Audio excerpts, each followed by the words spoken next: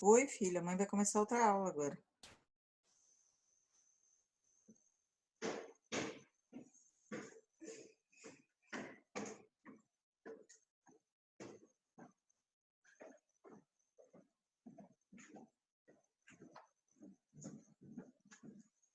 Meio triste. Por quê? É porque eu falei ele pro pai. Eu baixei uma rede social chamada Animo. Cuidado que ele já tá entrando. E daí? E daí o pai ele disse que não era seguro lá. Eu não pude. É uma coisa onde eu vou curtir. Porque eu já... esquece. Depois a gente fala. Eu queria poder falar com o Alexandre. Não, depois a gente fala. Que às vezes eu preciso Mãe, aqui. é 20h39. Eu preciso falar com Tá. ele. Às vezes, e se eu precisar de novo? É só você me dar uma chamada aqui.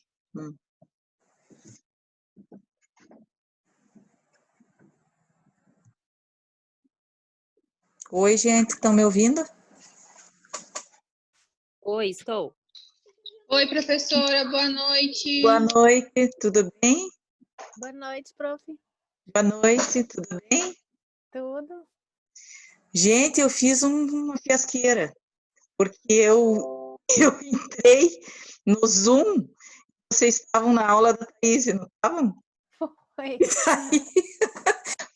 Foi ela, coitada. Eu não sabia que acontecia isso, porque eu recebi uma mensagem no grupo, dizendo assim, não me lembro quem colocou ali, perguntou, professora, vai ter aula? E eu falei, sim, vou ter aula. Ele manda o link. Daí eu falei, é mesmo, vou pôr o link. Daí peguei e entrei. Aí a outra disse que foi cortada, que ela estava dando tchau para vocês. Eu cortei ela no meio do caminho.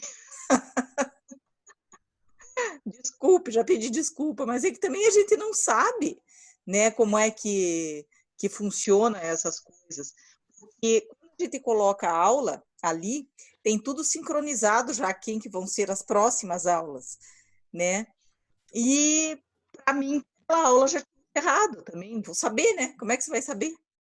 A gente não sabe. Mas enfim, mas deu tudo certo, não tem problema. Mas a gente avisa para ela dar tchau antes, a próxima vez. Tem que dar tchau, eu me vi numa louca.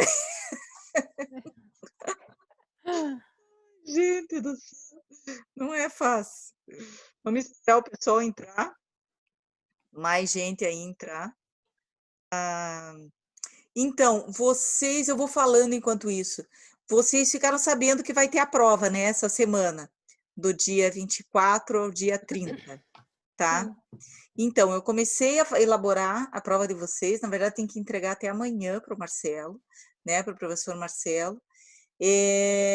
A matéria de prova é tudo que a gente teve até agora, tirando aquela dos atos processuais, né, que isso já é matéria do segundo bimestre, então seriam mais as questões da organização judiciária, do conceito de processo de trabalho, dos princípios de processo de trabalho, fontes do processo do trabalho, organização, né, função do Ministério Público, tudo aquilo que eu já passei para vocês. Aquela história, um pouquinho de histórico, mas bem pouca coisa. As questões, fazendo assim, faço quase que essencialmente objetiva, tá, de marca X ou de verdadeiro e falso, e coloco uma subjetiva, tá, para justificar, para escrever, mas assim, coloquei para vocês um resumo lá, mas é só dos princípios, né, resumo, e com relação à matéria, dentro daquilo que a gente já conversou. Lembra que eu passei uns exercícios para vocês, né? Vocês chegaram a fazer, que era para a gente discutir em sala de aula, vocês chegaram a fazer esses exercícios ou não? Ai, eu fiz, mas acho que eu errei tudo. Eu sei, é que vocês estão com um monte. Olha, eu vou ser bem sincera, professora, eu ainda não fiz, não. Eu acho que eu acertei um, na verdade. O resto, olha, eu tentei, professora, eu tentei. Pois Juro é, que eu tentei. porque, na verdade, eu sei que vocês estão... Eu não passei trabalho, né, para vocês. Não. Onde vocês vai ser só a prova. Então, assim, os exercícios eram uma forma de vocês conseguirem uma nota, um trabalho, mas é que eu sei que vocês estão com muita coisa, não ia dar tempo, né, de fazer e de entregar até a prova. Então, vamos deixar para a prova mesmo, né? Aqueles exercícios, se vocês quiserem, eu vou colocar no AVA as respostas, que daí ajuda vocês a estudar para a prova, tá? Uhum. Eu coloco as respostas, o gabarito daqueles exercícios, que daí vocês Tá. vão testando, acertando, e daí já é uma forma de estudar também, né? Deixa eu falar para vocês, a aula passada, vocês lembram até que tópico eu fui? Que eu me perdi aqui. A professora falou sobre os princípios. Acho que Eu não todos. entrei nos atos processuais? Eu acho que não, né? Eu acho que não. Acho que não entrei nos atos, né? Não, Então eu eu lembro vou... que foi todos os princípios. Então, os princípios encerrou, aí tem aquela revisão, e tem a provinha lá, o trabalho ali que vocês podem estudar, na verdade, vai valer nota, é uma forma que vocês têm de estudar, tá? E eu vou tratar um pouquinho hoje dessa questão dos princípios, dos atos processuais, tá?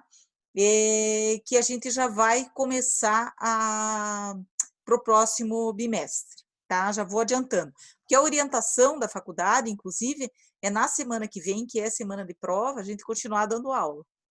Então, não tem essa... Eu acho que como a gente teve essa atualização aí, então a gente está correndo atrás do tempo, né? Não pode ficar muito tempo, senão não vence a grade horária, né?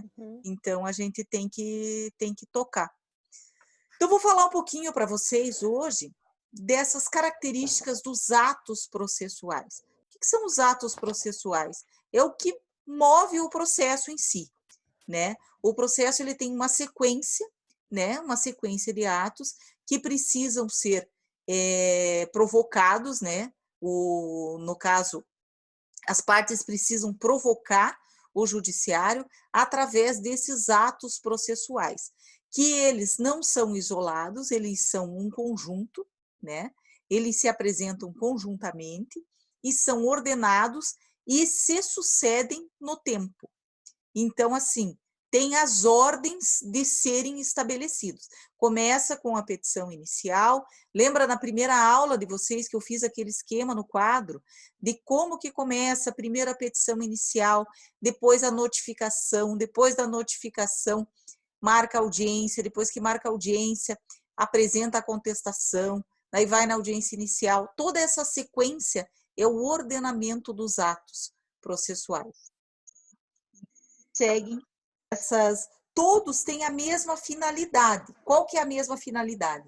É de dar solução ao processo, né? Cada um busca, na verdade, que quem ajuizou a ação, né, tem uma finalidade de procedência e quem está se defendendo tem a finalidade de defesa, né? E o juiz tem a finalidade de dar a decisão. Então são cada um responsável com uma mesma finalidade de dar andamento àquele processo, tá? Então, parte-se da premissa que o processo é um instrumento de jurisdição, consubstanciado num conjunto de atos processuais coordenados que objetivam o atingimento de uma meta final, tá? Que é o resultado e o pedido do jurisdicionado. O resultado, o que é? É a entrega da tutela jurisdicional, tá? Então, assim, esse é o objetivo. A tutela vai ser entregue, sendo ela favorável ou não. E aí o processo, ele corre em razão disso, tá? Eles são interdependentes, né? O que quer dizer isso? Não tem um que é mais importante do que o outro. Todos os atos são essenciais. Todos os atos. E um depende do outro. Por exemplo, eu não posso fazer uma contestação se eu não fiz a petição inicial. Eu não posso apresentar um recurso sem antes eu ter feito uma audiência de instrução, ou eu ter realizado uma defesa, ou enfim, eles têm uma ordem cronológica, e em razão disso, eles são interdependentes.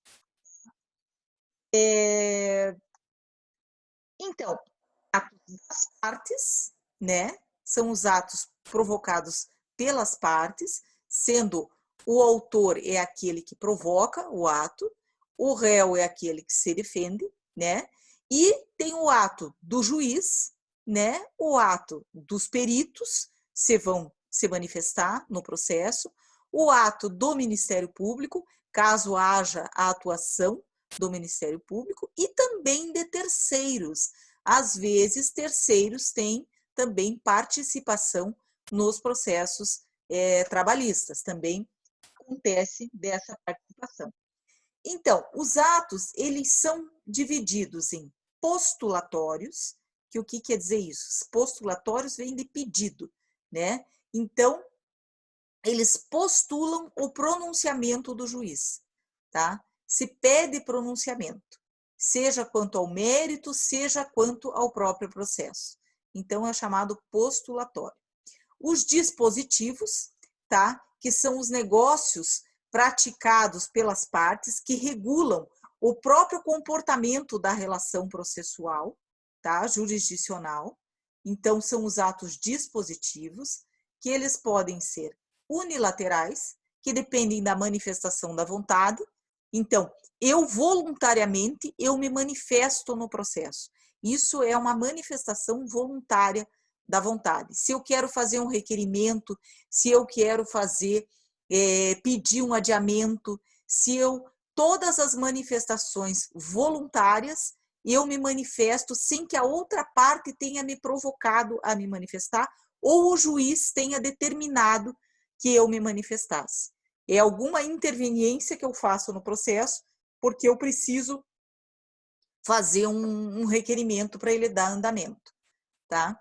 Esses são os voluntários unilaterais. E, por exemplo, a desistência da ação. Eu posso desistir da ação, requerer a desistência de determinado pedido, da desistência de determinada ação, e esse é um ato voluntário e unilateral. Tá? Os atos dispositivos concordantes são aqueles consistentes na declaração de vontade da parte que adere à parte contrária. Então, assim, por exemplo, a desistência da ação após a contestação ou decorrido o prazo para a resposta do réu. O que acontece? Lembra que eu falei para vocês nos princípios que não pode alterar o pedido ou a causa depois da citação, exceto se o réu concordar. Então, nesse caso, o ato dispositivo concordante seria: eu faço um requerimento e o juiz encaminha para o advogado da outra parte e pergunta se ele concorda ou não. Se há concordância, este ato ele é um ato em conjunto. Eu tenho a minha manifestação e a outra parte concorda com aquilo. Então, são atos dispositivos concordantes. Atos dispositivos contratuais. Eles dizem respeito às declarações bilaterais expressas da vontade. É diferente do concordante. O bilateral é quando, por exemplo, você faz uma transação, ou um acordo. Pode ser uma transação parcial, digamos que numa audiência, eu sou advogada de uma parte e o outro advogado, nós combinamos em nos utilizarmos de uma testemunha para cada lado. A gente convenciona que não vamos ouvir 3 testemunhas. Pelo princípio da simplicidade e da celeridade processual, nós vamos ouvir uma testemunha para cada lado. E essa testemunha, ela vai servir para todo o período trabalhado. Isso é uma convenção que foi feita entre as partes. Então, nós usamos esse ato como ato dispositivo contratual. Ambas as partes decidem e resolvem uma situação. Pode ser uma conciliação, pode ser um acordo para pôr fim no processo, ou pode ser um acerto entre procuradores e partes, como esse exemplo que eu dei para vocês, tá? Atos Professora, Oi. com licença, a Gabi está pedindo para a senhora colocar ela. Não está aparecendo aqui que ela... Uhum. Eu sei porque vocês sabem me dizer isso, porque entra um automático e tem outros que eu tenho que aceitar. É uma configuração, professora, no seu Zoom. No meu? Tem que mudar ali. Vixe, agora quando cria a sala, Uhum. cria a sala, ele tem essa opção lá, tem que desligar essa opção. Eu sempre vou precisar da ajuda dos universitários, porque eu sou péssima nessas coisas. Mas, enfim, vamos aprendendo aí, né? Vocês já sabem que eu sou meio atrapalhadinha. Mas, enfim. Tranquilo. Vocês vão me ajudando aí. Então, onde é que eu estava? Nos atos instrutórios. Esses atos instrutórios, o próprio nome já diz, que é os atos responsáveis pela produção das provas, né? Então, destinam a convencer o juiz da verdade, daquilo que é verdadeiro. Então, apresentam nos momentos importantes, mais importantes do processo, que é a fase instrutória, a fase de produção das provas, onde vão ser ouvidas as partes, vão ser ouvidas as testemunhas e vai se delimitar a matéria probante, tá? Os atos reais, que são manifestados por coisas e não por palavras. Por exemplo, preparo de custas, preparo de depósito recursal, apresentação de documentos. Então, esses atos reais, eles são considerados pela materialidade, tá? Então, são os atos de apresentação de documentos, onde você precisa comprovar determinada situação processual através de documentos, né? Ele não é movido pela oralidade. Vamos para o próximo. Os atos do juiz. Quais são os atos do juiz? Os atos do juiz, eles estão previstos nos artigos 203 a 205 do CPC, tá? É regido pelo CPC. E quais são eles? Os despachos, decisão interlocutórias e sentenças e acórdãos quando é no tribunal.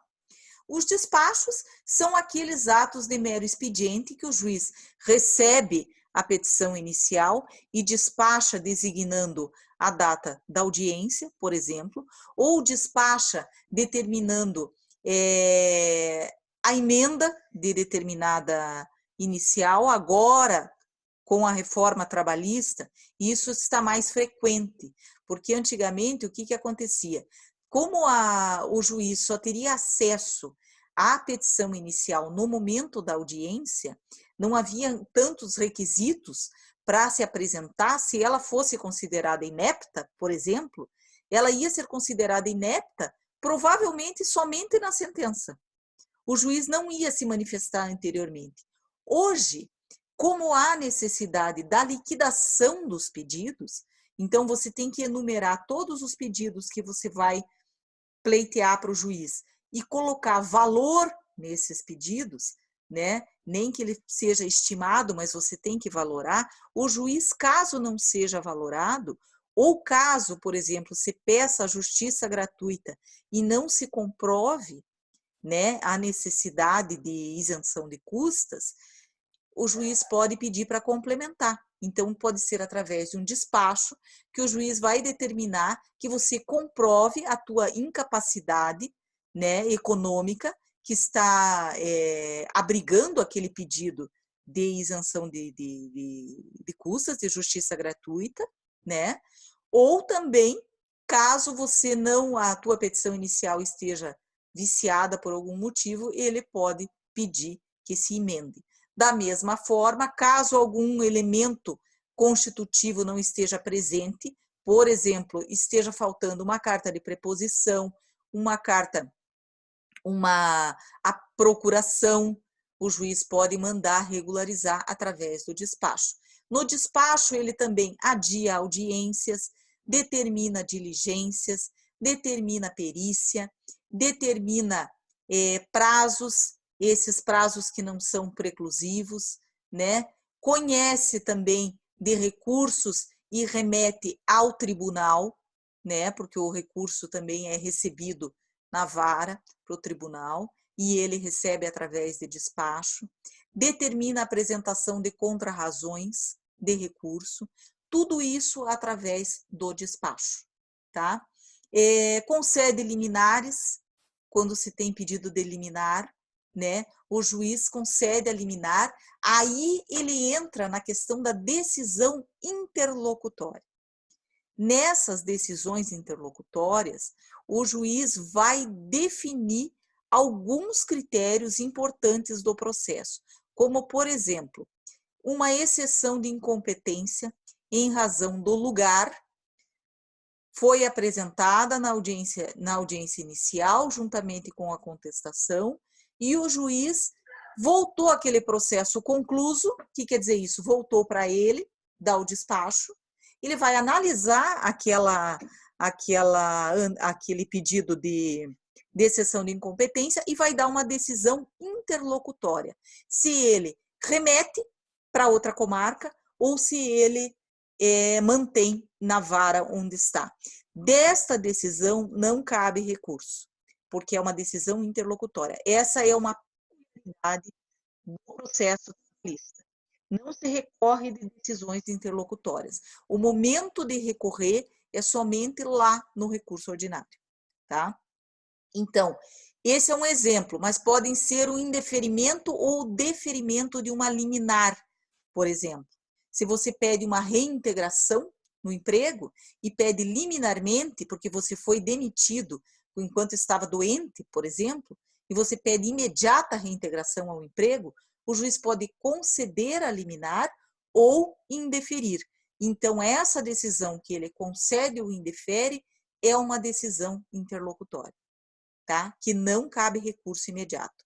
Pode caber um mandado de segurança em caso de direito líquido e certo. Por exemplo, se for em caso de doença profissional e a pessoa não possa ter sido demitida mesmo, seja uma arbitrariedade a dispensa e a arbitrariedade do próprio juiz que não acolheu esse pedido liminar, você pode submeter esse pedido em apreciação ao tribunal através de mandado de segurança, tá? Existem muitas outras hipóteses, mas essa é a hipótese mais fácil de se compreender.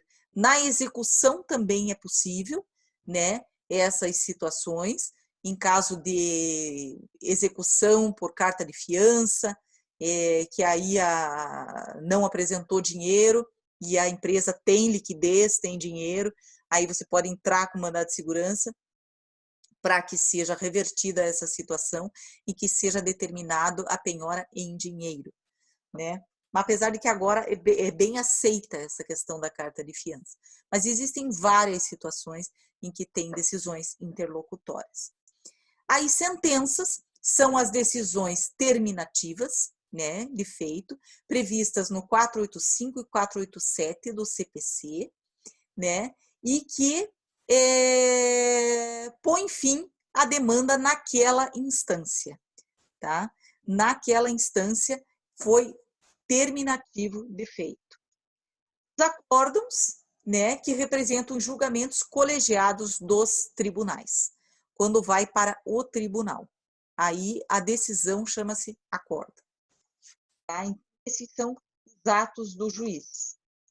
Os tipos de sentença, nós temos terminativas ou processuais, que não adentram no mérito, apenas resolvendo questões essencialmente processuais, tá? Por exemplo, questões que determinam o encerramento da instrução. Por exemplo, essa é uma decisão. O juiz já ouviu as provas, já colheu os depoimentos, todos já foram ouvidos, e ele determina encerrada a instrução processual. Esse é um ato terminativo que ele envolve apenas questão processual. Ele não decide nada naquele momento. ele simplesmente determina o encerramento da instrução e marca a sentença, e designa a sentença, tá? Já o artigo 487, ele trata das hipóteses de sentença definitiva ou de mérito. Aí sim, ela é terminativa e definitiva. Por quê? Porque é julgado o mérito da ação. A tutela jurisdicional está sendo entregue naquele momento, tá? Então, são os atos do juiz, tá? As formas de comunicação dos atos processuais. Como que é a conversa entre os juízes e os advogados para dar andamento para o processo? Em suma, é isso. Como que é feito isso? Então, os atos, eles são publicados, né? Agora, como tudo é eletrônico, é no diário DEJT, né? Que é o Diário Eletrônico da Justiça do Trabalho. Tudo é comunicado via diário, mas nem tudo. Tem situações ainda que se usa oficial de justiça ou o correio, né? Quando são citações, a gente se utiliza do correio. Mas vamos lá. O 238 do Código de Processo Civil aduz que a citação é o ato pelo qual são convocados os réus, o executado ou o interessado, para integrar na relação processual. E a intimação, no artigo 269, é o ato pelo qual se dá ciência dos termos do processo. O que acontece? Na Justiça do Trabalho, mistura-se muito essa questão de citação com intimação. Ora você vai ver na CLT mencionando intimação, ora você vai ver mencionando citação. No processo civil, ele já tem uma diferenciação bem destacada. Já no processo do trabalho, vocês podem perceber, eu cito até 2 exemplos ali na matéria, que diz assim, ó, 880 da CLT, estabelece que a execução trabalhista tem início com o mandado de citação, penhora e avaliação a ser cumprido pelo oficial de justiça. Aí está falando em citação.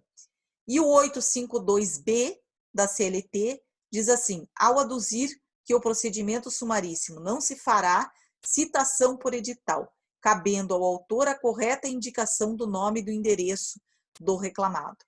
Veja, são 2 situações diferentes de citação e de intimação, né? Porque nesse caso é pro devedor pagar, né? Ele está sendo intimado, na verdade, para pagar. E o outro, que é mais a citação para ele responder à ação, no 852. Mas vocês vejam que eles são usados na CLT com praticamente o mesmo sentido. A mesma palavra se usa para situações um pouco diferentes, mas não importa, tá? O que importa é vocês entenderem qual a funcionalidade disso. As formas de comunicação são previstas na CLT nos artigos 841 e 774 da CLT. Tá? O que diz ali o 841? Recebida e protocolada a reclamação, o escrivão ou secretário, dentro de 48 horas, remeterá a segunda via da petição ou o termo reclamado, notificando-o ao mesmo tempo para comparecer à audiência do julgamento, que será a primeira desimpedida depois de 5 dias. Então, o que acontece? Hoje, como os processos são eletrônicos, você, a partir do momento que você protocola uma petição inicial, já gera um número, né? Já gera um número e ela já vai para o juiz despachar e encaixar, é tudo automático. Ele vai encaixar em qual pauta e quando vai ser designada essa audiência inicial. Não é mais remetido cópia. Então, o que acontece? Quando a ré recebe a notificação pelo correio, ela tem uma chave de acesso, né? Assim como tem no Projude, é a mesma coisa, tem uma chave de acesso que ela pode se habilitar, o advogado vai se habilitar, ou enfim, ou alguém da empresa, e ela vai ter acesso àquela petição inicial e os documentos que foram juntados, tá? E dentro desse prazo aí de 5 dias. Esses 5 dias, veja, será a primeira desimpedida. Então, tem que obedecer à pauta do juiz. Não necessariamente vai ser em 5 dias, não vai ser, porque a pauta do juiz ela é constante, né? Vão entrando petições e eles vão encaixando. Então, eles obedecem esse período, mas desde que tenha vaga na pauta, tá? Parágrafo 1º. A notificação será feita em registro postal com franquia.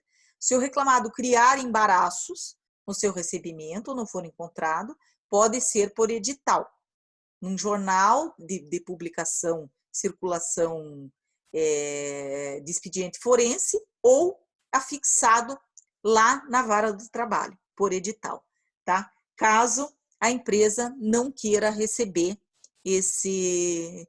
Então, o que acontece? Na Justiça do Trabalho, é muito comum as empresas se negarem a receber, às vezes, a notificação inicial, porque sabem que a partir do momento que recebem, né, essa citação, aí já começa a correr o prazo para apresentar a defesa e, às vezes, se eles têm culpa no cartório, não querem responder um processo judicial, então se negam a receber. O que acontece? Cabe ao advogado fazer, às vezes, um trabalho de investigação. Ele tem que ir atrás, descobrir endereço, porque também, se o endereço estiver equivocado, ou se porventura voltar o AR, né, não der como não recebido, essa citação inicial, ela não é considerada válida. E daí o juiz tem que obrigatoriamente adiar a audiência e conceder novo prazo para apresentar a defesa. Mesmo que, veja, sejam vários réus. Se forem vários réus, mas um não foi, então o juiz pode determinar o adiamento da audiência em razão dessa ausência de citação de um deles. Tá? O reclamante, por sua vez, quem entrou com a ação, ele vai ser notificado no ato da apresentação da reclamação e ele já vai ser notificado da data da audiência, tá? Porque já é visto por sorteio e aí ele não depende dessa comunicação prévia que é feita para o reclamado. O artigo 774 da CLT fala o seguinte: tratando-se de notificação postal, no caso de não ser encontrado o destinatário ou de recusa do recebimento do correio, fica de responsabilidade do servidor devolvê-la, no caso do correio, no prazo de 48 horas ao tribunal. Na seara processual trabalhista, o magistrado somente tem contato com a exordial na audiência. Isso era antes dessa reforma trabalhista. Agora, o juiz, ele começa a analisar a petição inicial antes. No âmbito processual civil, o juiz analisa a petição inicial antes da audiência, tá? E daí ele dá aquele despacho saneador. Isso não acontece na Justiça do Trabalho, tá? Tem uma súmula do TST, que é a súmula 16, que ela fala assim, que presume-se que a notificação postal, que ela foi recebida 48 horas depois da postagem. É uma presunção relativa, tá? O seu não recebimento ou entrega após o decurso desse prazo constitui prova do destinatário. Então, assim, se caso for suscitada essa súmula 16 aí, o que quer dizer? Que depois de postada, constitui-se de que ele foi recebido. 48 horas depois, considera-se como recebido. Caso eu não tenha recebido, eu tenho que comprovar. Daí o réu que vai ter que comprovar não recebeu essa notificação. E agora, agora não se usa mais AR na Justiça do Trabalho. Não tem mais aquele retorno do AR. É uma certificação postal. Então, o correio entrega... Oi? Alguém falou alguma coisa? O correio, ele entrega essa citação, essa notificação, e aí o próprio correio certifica que foi entregue. E não precisa ser pessoal. Então, se eu chegar, por exemplo, na portaria de uma empresa e entregar, o correio entregar essa notificação, qualquer pessoa pode receber.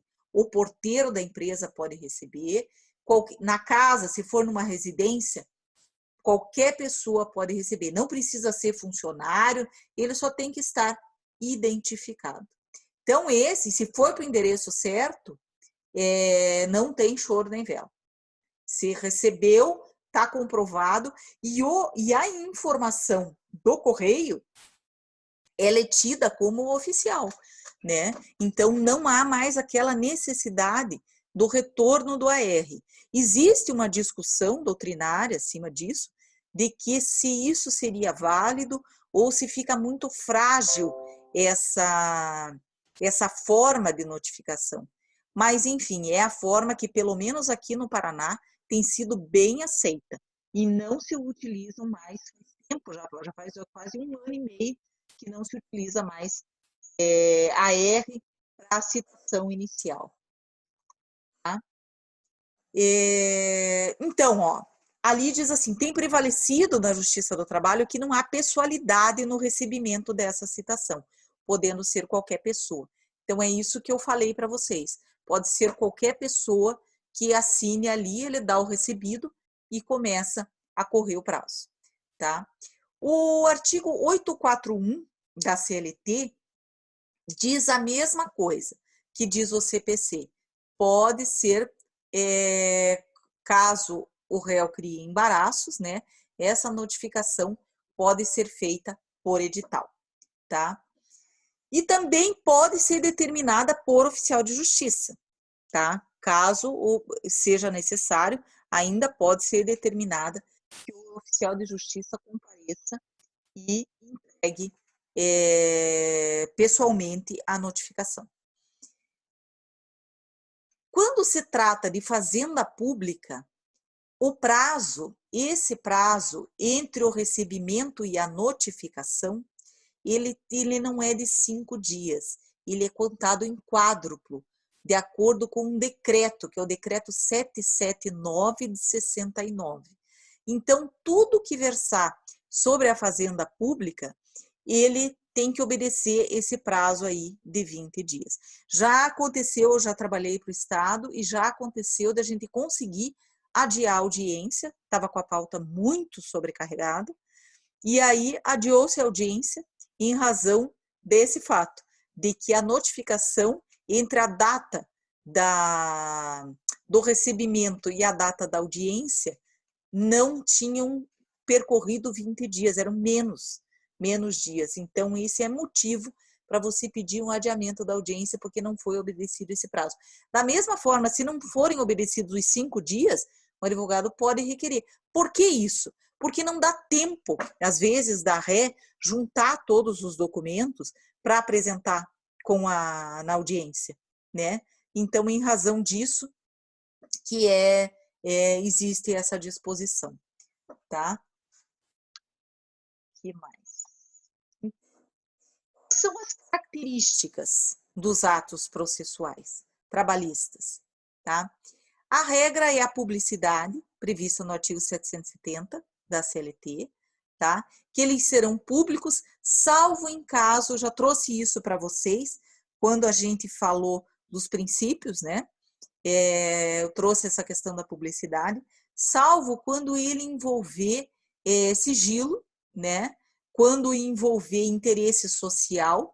Às vezes, se trata de alguma matéria que envolve interesse social, que possa dar uma repercussão muito importante com relação àquele ato, então o juiz pode determinar o sigilo, tá? E eles vão ser... Professora, Oi. essa questão que a senhora falou de prazo, principalmente de cronologia, que nem quando é um assunto de repercussão, ou vamos supor que nem a questão da cronologia, se é idoso, não sei, ou se é menor. Sim. Isso é passado na frente? Tem prioridade também? Isso tem vale para prioridade, trabalho? Tem, porque tem legislação própria. Tem legislação própria no caso de idoso, no caso de doença grave também. Você pode pedir preferência, Você pede tá. preferência do julgamento. Então, o que que acontece? Na capa do processo, agora é virtual, mas você olha ali, tem um registro idoso, Aham. e daí o registro da lei. E, em caso de doença grave, a mesma coisa. Comigo já aconteceu várias vezes, principalmente em caso de doença grave.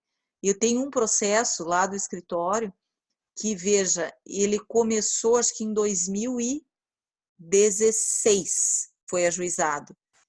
Ele já recebeu, e é um processo contra banco, é um pedido de vínculo de emprego, é uma ação que não é simples, é uma ação complexa, mas eu fiz um requerimento para o juiz, pedi antecipação das audiências, pedi porque o caso desse meu cliente era um caso grave, realmente, era um caso de câncer e tal, e ele, volta e meia, tinha que fazer cirurgias, e eu juntei os laudos, e em razão disso, peguei uma juíza atenciosa, né, que leu com cautela e se preocupou, e mesmo no tribunal, ele teve, e o banco foi bacana também, que não levou muito para frente, não recorreu tanto no processo.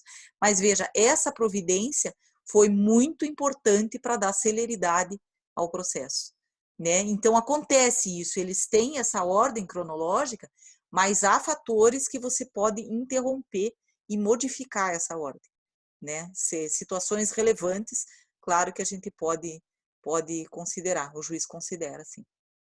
Tá certo? Então tá. Então, a publicidade, né? Esses atos normalmente são considerados públicos, né? E também a questão da penhora, quando é a penhora, são penhorados bens, né? Esse mesmo dispositivo, quando fala das horas, quando vão ser realizados esses atos, né? Diz que não pode ser das 6 às 20 horas, tá? E pode ser até num domingo. O que que acontece? Por que isso? Porque, às vezes, é o dia mais fácil de você encontrar o devedor, né?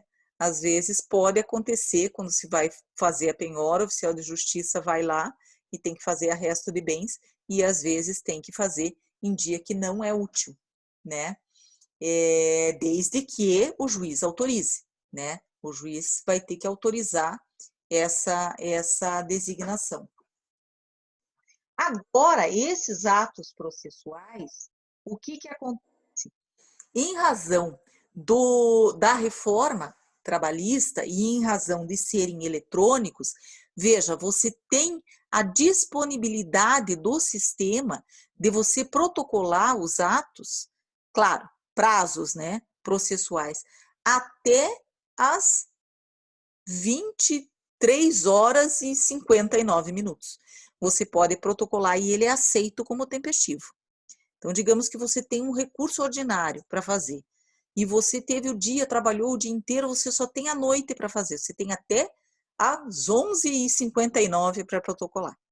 Se for passar desse horário, ele é considerado intempestivo, mas o sistema aceita. Digamos que você queira fazer um protocolo de um processo no domingo. Você fez um prazo, você assim, vou protocolar.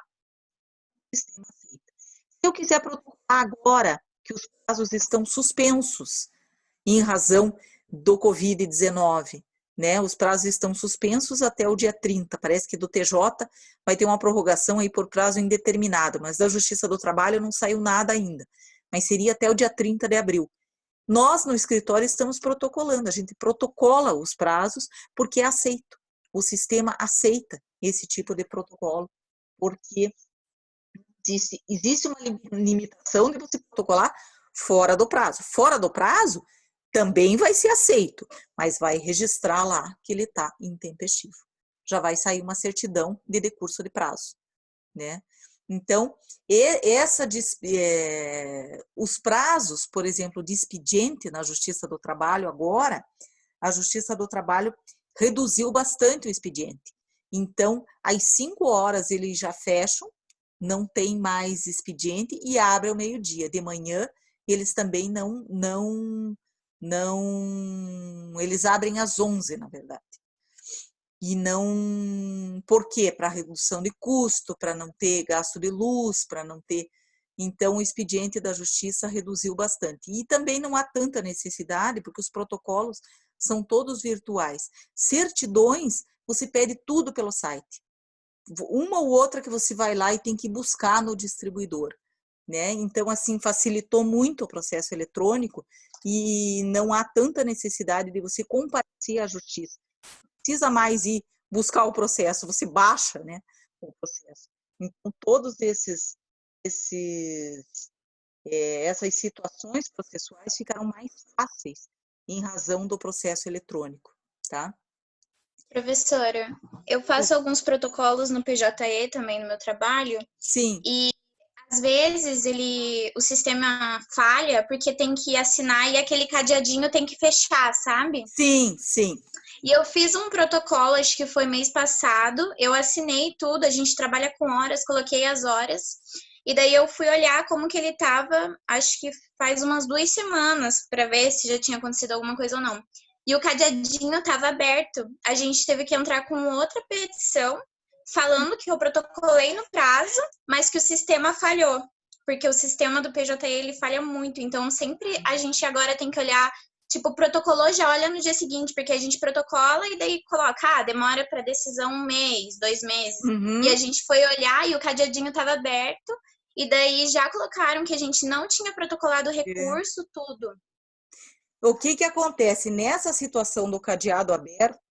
Ele acontece assim, para você ele aparece na tela. No tribunal, parece que não tem nada. Então, você tem que esperar, e às vezes é falha mesmo. O PJE falha muito. Então, você tem que aguardar o protocolo e certificar de que está mesmo com o cadeado fechado. Já aconteceu isso lá no escritório também. Eu até chorei de nervoso, porque eu pensei que eu ia ser demitida. Mas assim... Mas é porque eu perdi o prazo, poxa. E daí todo mundo falou, não, isso não acontece, não acontece. A gente tem bem pouco trabalhista. Daí eu falei com uma advogada trabalhista, ela falou, não, isso acontece, tudo. Daí ela me ajudou, tudo. Daí a gente ligou lá, daí eles falaram, não, isso pode acontecer mesmo. Daí eu tinha o comprovante nas nossas horas de trabalho, né, porque algum comprovante tem que juntar. Claro. Então eu tinha o comprovante colocando que, vamos supor, das 5 horas até as 5h10 eu fiquei fazendo esse protocolo, sabe? E daí também... Sim. Uhum. No sistema, no nosso sistema também tinha salvo que eu deixei todos os PDFs em tal horário. Então a gente juntou isso para provar, sabe? Mas o sistema é bem falho dessa parte, o PJE, eu tô falando aqui porque eu assinei tudo, apareceu, sabe? Senha, tudo. E eu fiquei bem nervosa, porque era um prazo, tipo, fatal, assim.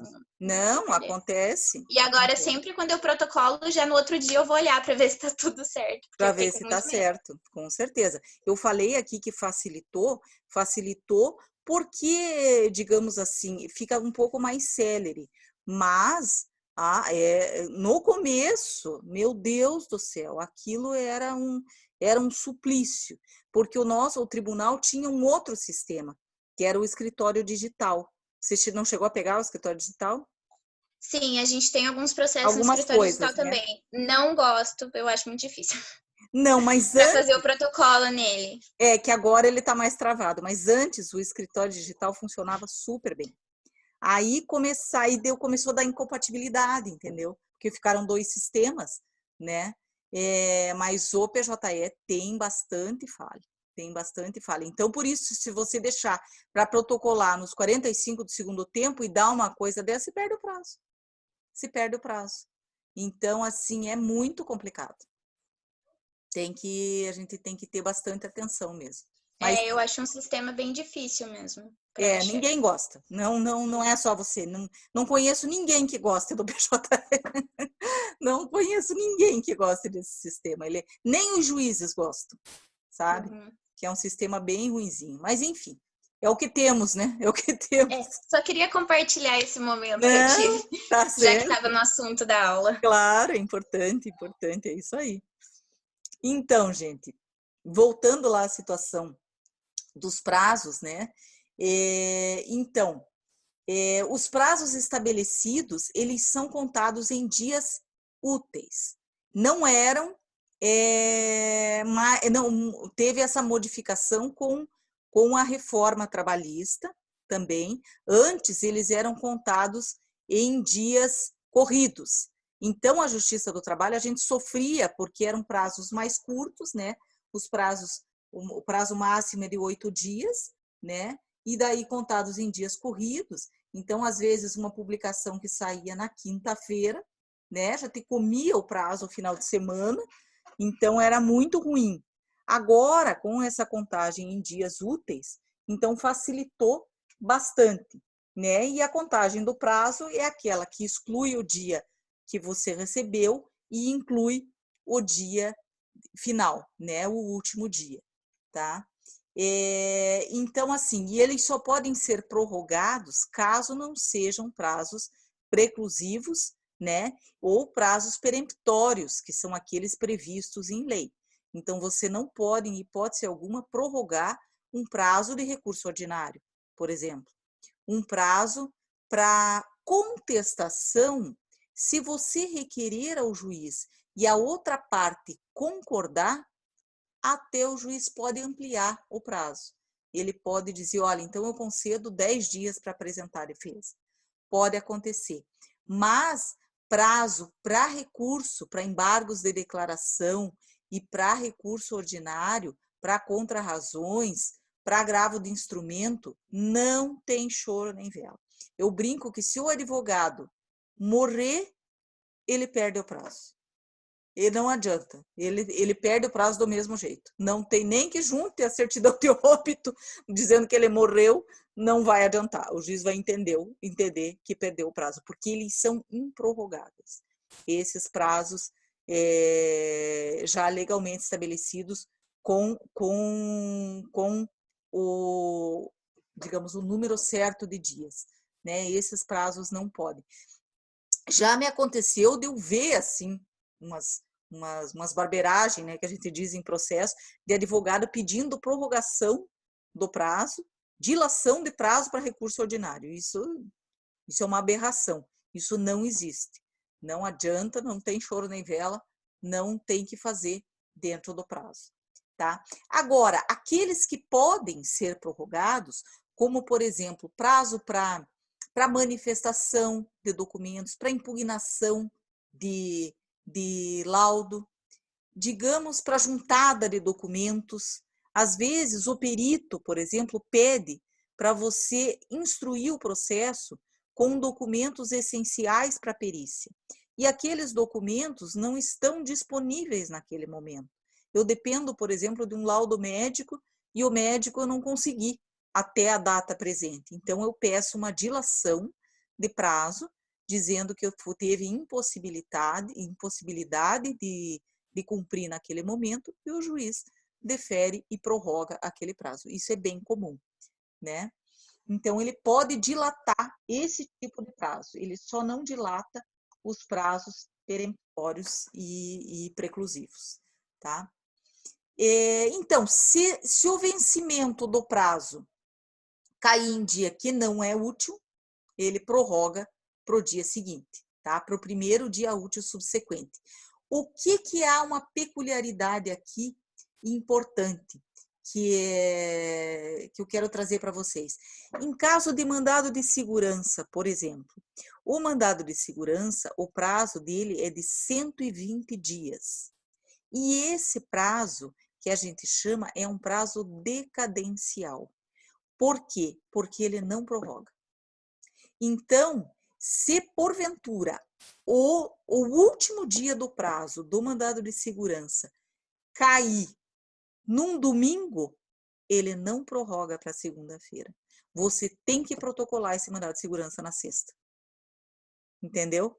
Então, essa é uma peculiaridade desse tipo de prazos que são contados em dias, né? Quando eles são contados em dias, eles não, por exemplo, o mandado de segurança não são 4 meses, eles são 120 dias. E é uma característica do mandado de segurança ter prazo decadencial. Não tem prazo, ele não faz esse tipo de prorrogação. Os outros prazos, para recurso ordinário, para embargos de declaração, para impugnação de cálculo, todos esses acontece essa prorrogação, tá? Então, de acordo com a súmula 385 do TST, cabe à parte comprovar, ao interpor o recurso, a existência de feriado no local que justifique a prorrogação do prazo recursal. O que acontece? Quando a gente faz um recurso ordinário, quando você faz um embargo de declaração, normalmente você coloca aquele item da tempestividade e, por exemplo, agora, vou dar um exemplo bem clássico para vocês. Agora, em razão do Covid-19. Então, foram emitidas várias portarias, tá? Tem portaria do TRT, né? Tem orientação do CNJ, tem várias situações que foram normatizadas em razão dessa suspensão de prazos. Quando reabrir os prazos, você coloca ali na tempestividade. Por que é importante isso? E por que é até previsto em súmula?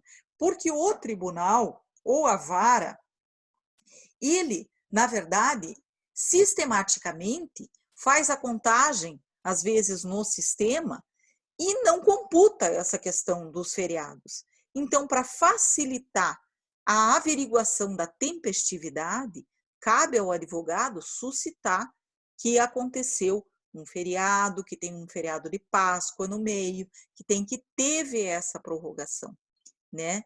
Essa previsão que tem em súmula para evitar dissabores, na verdade. Não digo para vocês que o juiz vai considerar intempestivo, né? Porque aí também seria um extremo rigor. Mas, como existe essa previsão, a cautela dos advogados faz com que a gente coloque e já deixe explicitado ali de que o prazo começou em tal dia, teve aquele período de recesso que não está contando, ou de feriado, e ele vai vencer no dia útil imediatamente posterior, né? Normalmente se faz esse tipo de preliminar num recurso para facilitar, tá? Nos termos do artigo 218 do CPC, os atos processuais serão realizados nos prazos prescritos em lei. É aquilo que eu falei para vocês. Quando a lei for omissa, o juiz determinará os prazos em consideração à complexidade do ato. Quando a lei e o juiz não determinar nenhum tipo de prazo, as intimações somente obrigarão o comparecimento após decorridas 48 horas. Isso é comparecimento. E, inexistindo prazo legal, no silêncio são 5 dias. Então, quando você vê algum despacho para que o juiz determine, digamos que ele determine uma juntada de documentos, e ele não menciona de quantos dias, são 5. Se ele não menciona, são 5 dias. Outra situação, por exemplo, se o juiz faz um despacho e ele diz assim, recebido o recurso ordinário e remeto a contrarrazões no prazo de 10 dias. O que está acontecendo? O juiz se equivocou. Ele colocou 10 dias, mas o prazo legal são 8 dias. Não importa o que o juiz escreveu ali. Você tem que fazer em 8 dias. Tá? Então, por isso que a gente tem que tomar muito cuidado. Tem um prazo em liquidação que chama contra-minuta impugnação à sentença de liquidação. É o mesmo prazo dos embargos à execução. São 5 dias. Então, às vezes, o juiz não coloca também. Então, você tem que estar muito atento ao andamento do processo, aquele princípio da ordem dos atos processuais, tá? Para você saber que aquele ato que você vai fazer é aquele dos 5 dias, da impugnação à sentença de liquidação. Porque, às vezes, o juiz não usa esse nome para você fazer o ato. Então, o advogado tem que estar atento a essa questão dos prazos. Porque, por mais que ele escreva em 8 dias, não vão ser 8, vão ser 5. Então, tem que tomar muito cuidado com relação a essas situações. Tá? A lei do processo virtual, tá? que disciplina o uso de meio eletrônico de tramitação dos processos judiciais e comunicação dos atos e das peças processuais. Então, vocês têm direito eletrônico? Vocês têm alguma matéria nesse sentido? Tiveram? Não tem? Ainda não, professora. Ainda não tiveram ainda. E mais para frente acho que tem, né? As outras cadeiras têm. Porque, veja... Eu espero. Tem muitas, então, tem muitas situações que a gente se depara com relação ao processo eletrônico e que nem a justiça mesmo sabe como resolver. Veja, essa situação que a Gabriele citou de não ter sido fechado o cadeado, ou de acontecer um erro no sistema, ou de...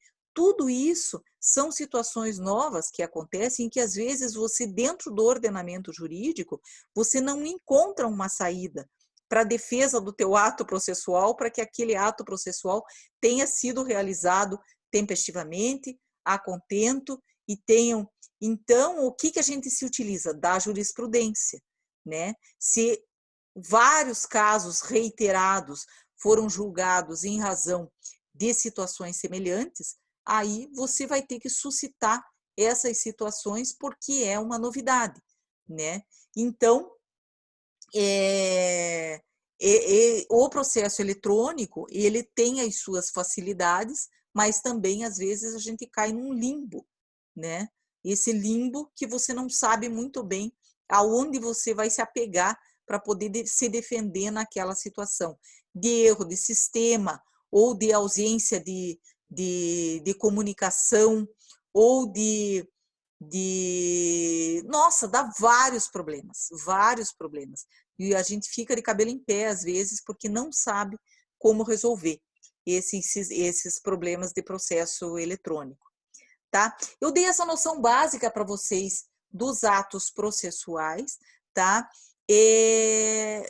Com relação a matéria de prova, eu vou colocar para vocês o que exatamente vai cair, vou delimitar a matéria, coloco ali no AVA, ou eu coloco no grupo, no WhatsApp, tá? O que vocês devem focar para estudar para a prova, né? Como eu estou elaborando ainda, eu tenho umas ideias aqui do que eu vou colocar para vocês, eu vou colocar uma só discursiva, e dentro desses elementos trazer alguma questão prática, alguma coisa que vocês possam visualizar, tá? Processo do trabalho, ele é mais visual mesmo. Então, assim, para quem trabalha com isso, no caso, por exemplo, a Gabriele, eu estou falando aqui, ela consegue identificar o que eu estou falando. Quem não trabalha com o processo do trabalho ou com o processo civil, tem mais dificuldade de visualizar. Então, por isso que eu procuro trazer exemplos para vocês, para deixar a situação um pouco mais prática. Mas eu vou colocar ali para vocês a matéria, vou terminar as questões, disponibilizar, e semana que vem a gente continua essa questão aí dos atos processuais, que tem mais um chão bom aí pela frente para a gente avançar no processo do trabalho. Tá certo? Vocês têm alguma dúvida, alguma questão que vocês querem colocar, alguma dúvida passada da matéria? Não, a princípio não. Se tiverem, gente, fiquem Tranquilo. bem à vontade. A princípio está tranquilo, professora. Ah, então que bom. Eu vou fazer a chamada, gente, que eu não fiz. Tá? Deixa eu ver lá. Eu consigo puxar aqui a chamada.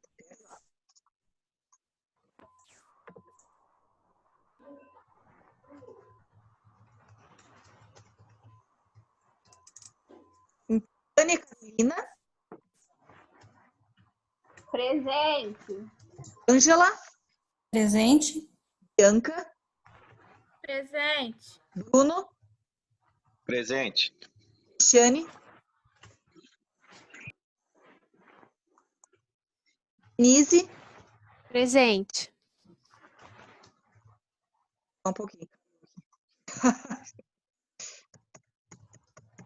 Eu tinha chamado a chamada antes, sabe? Aí ela... Só um pouquinho, gente. Paciência um pouquinho.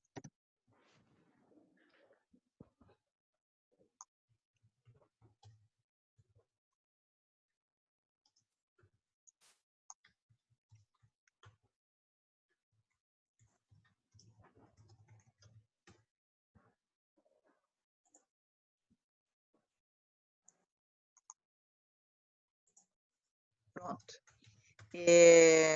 Dircinei, Dirlene, Eduardo, Presente. Arielle, Presente. Gerson, Gustavo, Ellen, Presente. Jackson, Janaína. Eu dei presente ali, Presente. professora, no chat. O Jackson? Quem que falou agora? Eu, Gustavo, dei presente ali no chat. Ah, Gustavo. Certo, Gustavo. Beleza. Janaína. Presente.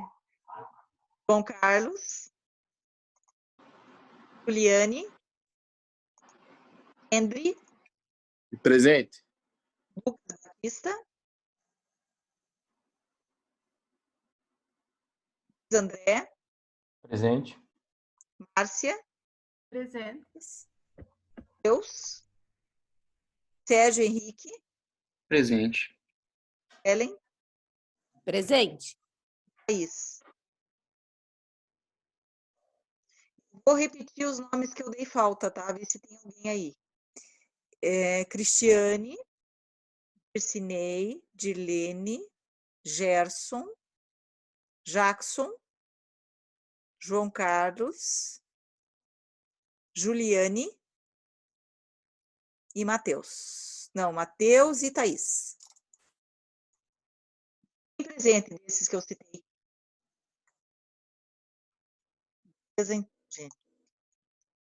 Então, gente, vamos encerrar a aula um pouquinho antes hoje, tá? Porque eu sei que vocês também estão cheios. Deixa eu abrir o chat aqui. Tem alguma pergunta, alguma coisa? Deixa eu ver aqui. Lá, professor, tudo bem? Não consegui entrar na aula por instabilidade. Quem que é? Bom, eu vejo aqui. Quem que tem o sobrenome Moreira? Dai Moreira. Não sei. Não é Dirlene? Dirlene. Beleza. O Jackson também, esperando ali para ser. Então, gente, eu vou encerrar aqui um pouquinho mais cedo. Eu sei que vocês estão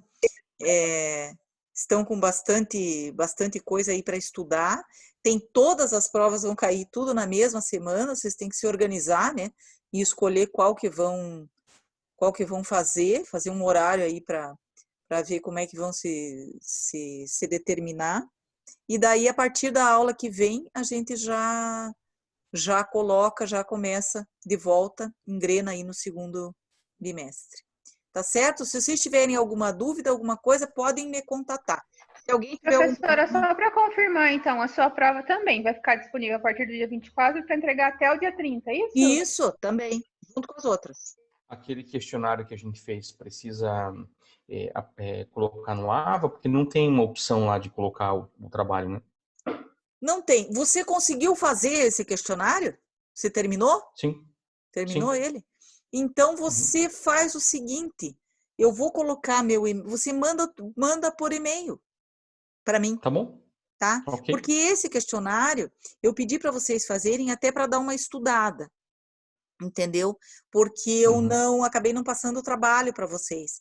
Mas eu mando meu e-mail, quem quiser passar para mim, para eu corrigir, vocês me passam um e-mail daí, tá certo? Tá bom. Mas Obrigado, ele é uma forma também de vocês estudarem ali, tá? Se vocês puderem passar, e depois eu também mando os resultados, porque é importante vocês confrontarem com o que está certo, né? Para ver, e ali tem bastante dos princípios, mexe bastante com os princípios, e é bem rico, assim, para o aprendizado. Tá certo? Se vocês tiverem alguma dúvida, alguma questão de chamada, alguma coisa que não deu certo aqui, vocês me avisam, que aí eu passo para vocês. Certo? Certo. Então, tá bom, professora. Então, tá. Obrigado, professora. Boa noite, gente. Boa noite. Boa noite, obrigada. Boa noite a todos. Boa noite.